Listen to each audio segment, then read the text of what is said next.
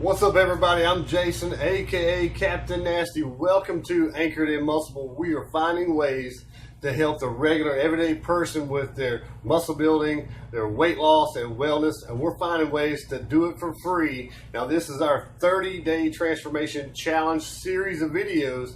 In my last video, I discussed the need for you to track your food intake over a period of 5 to 7 days and come up with a daily average of how many calories that you're taking in on a daily basis.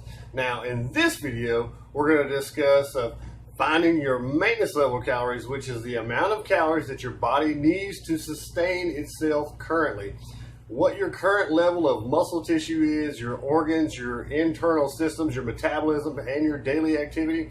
Your maintenance level calories is the baseline of what your body needs to sustain itself, be healthy, and be in a good situation.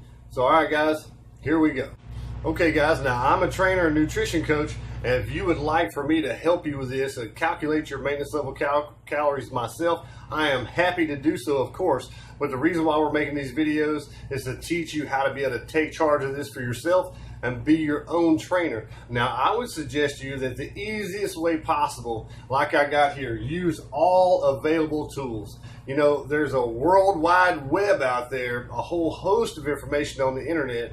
And yeah, a lot of it's confusing, but if somebody tells you which way to go, you can kind of make the most sense of it. And if you can't, you always have us. Just shoot us an email, drop me a text message, something. I'll help you out with it.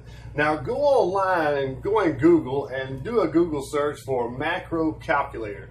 You're seeking to find your maintenance level calories, but I caution you here. There's a lot of people who use MyFitnessPal or My Macros. Bodybuilding.com has one. Again, I have one through First Form that I use, and what you find a lot of times is they're really not accounting for your body fat. Now, why is this a problem? Well, pretty easy, because you don't feed fat. You never want to feed or account for body fat in your energy intake. Okay, you only want to feed muscle tissue, organs, metabolism, the things that really count. You don't even want fat stores, so you never feed fat. Okay, fat is not active tissue. So what you find is a lot of times they're going to be asking you for your height, your weight, your age, and your activity level. And again, I caution you, be real with yourself when it comes to activity level. If you're like me, you just sit around, your job is not really labor intensive, and you're not working out currently, and you're not running around with some hobby, then you're sedentary. The only way you're going to be highly active is if you're some kind of construction worker, warehouse worker, where you're lifting heavy boxes, running around swinging hammers, operating jackhammers all day. Then you're active, okay? But if you're a normal person, you have an office job or something like that, it's not a lot of activity, and quite frankly, your body does this every day, so it's adapted to it. So be careful when you're putting in that activity level. But the point of this video is what you find is a lot of times they're not accounting for the body fat. So what I would suggest you can do, I mean, you certainly can get more precise. Now, all these things are calculations, okay? We just want to get the calculations as close as possible because we just need a start point. Now, what I would suggest you do, and I'm going to include it at the end of this video, I'm going to include a visual representation of what certain body percentages look like on people.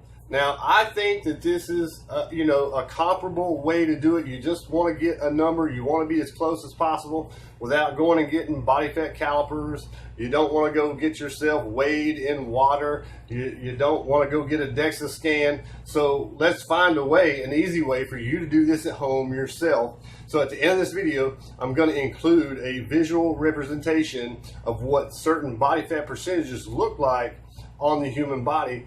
And what I would suggest to you is be honest with yourself and take a picture of yourself. A picture is better than looking in the mirror. And be honest with yourself and compare yourself to the photos and try to make an honest assessment of your body fat percentage. Then what you need to do is you need to subtract that body fat percentage from your actual body weight. So for this example, I've used 300 pounds of actual body weight with a 30% body fat. So what you're going to do is you're going to multiply if it's 30%, you're gonna multiply 0.30 times 300, your actual body weight, and we come out with 90 pounds of body fat.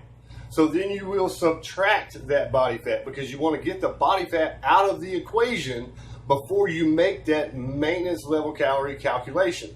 So we've multiplied our actual body weight by body fat percentage.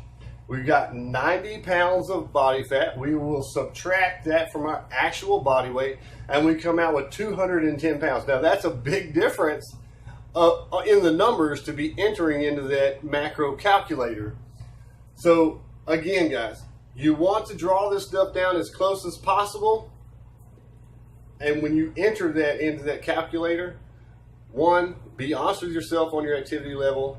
If it's not accounting for body fat, or if it is, you're just making an assumption, check out the end of this video, and I have it in my Facebook groups in the tools section.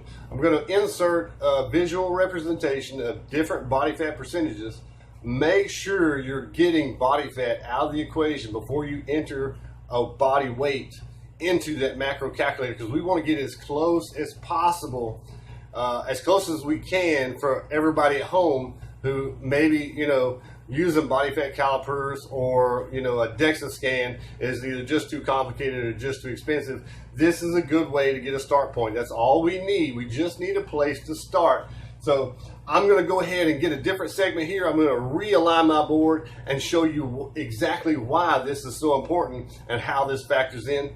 We'll be right back. Okay, guys, I've reset the board here. I want to talk about why it's such a big difference and illustrate that for you. So here I've got our example of 300-pound body weight. Once I did that macro calculation for my maintenance level calories, it comes out to 2,774 calories per day for a maintenance. Now, if I go back in there and, like I was suggesting to you, account for a body fat percentage, we got our 210 pounds. Now we do that same calculation, we get 2,283 calories. That's a difference of 491 calories per day.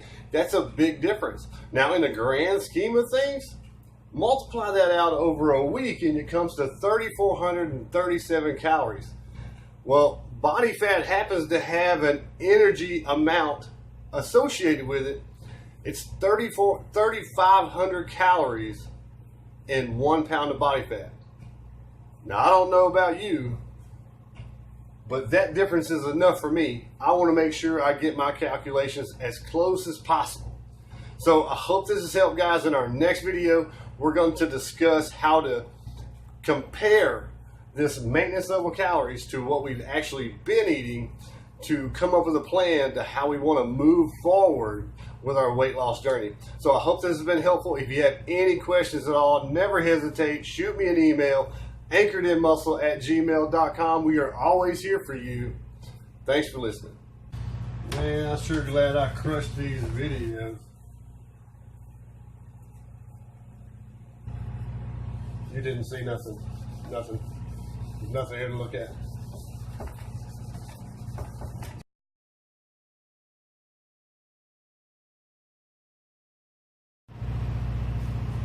Where are you going?